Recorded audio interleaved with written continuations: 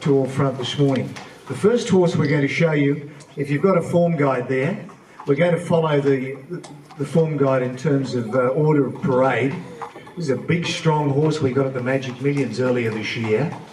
He's by a horse called Dissident, who's a son of Sebring, a 5-time Group 1 winner. This is his first crop.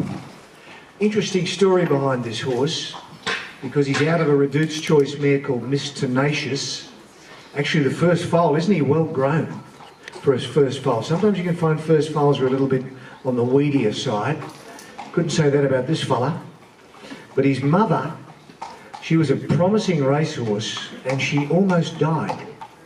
She made a long trip from Melbourne to Scone in the Hunter Valley and got very crook on the trip. She was in the Scone Veterinary Hospital for 10 months. The bill was $110,000 and the breeder stuck with her because a couple of the nurses there kept saying to him, hang in there, hang in there. You all know how frail horses are. But Miss Tenacious survived, and this is her first foal. Now, I would suggest that being able to throw such a big, strong individual with a first foal and the will to win she showed through all that surgery and all that time in the veterinary hospital, she might have that little special X factor, Steve. Yeah, no, definitely. Look, as we all know, they don't necessarily have to be, champion mares on the track to be really good brood mares. Look, as you said, he's a really lovely individual, especially for a first foal. He's got good size and strength about him.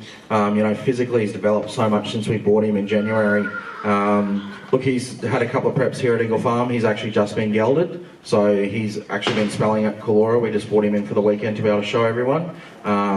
He's a little bit of a lad around the stables and wanted to have a little bit of a play with his front feet and have a bit of a rear and stuff like that. And look, just made the decision to geld him just to make sure that he's, knows what he's here for and he focuses on the job at hand. But look, he's a really lovely moving colt on the track. He's probably a little bit more forward and early than I even really expected him to be, and as you can see, physically he's strengthened up and developed to what he was as a yearling in January. He's definitely gone the right way. I'm pretty impressed with him.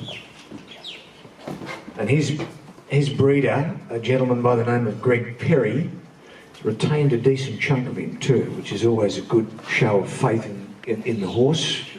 Thanks very much, Nathan. That's the Dissident Miss Tenacious gelding, as he is now.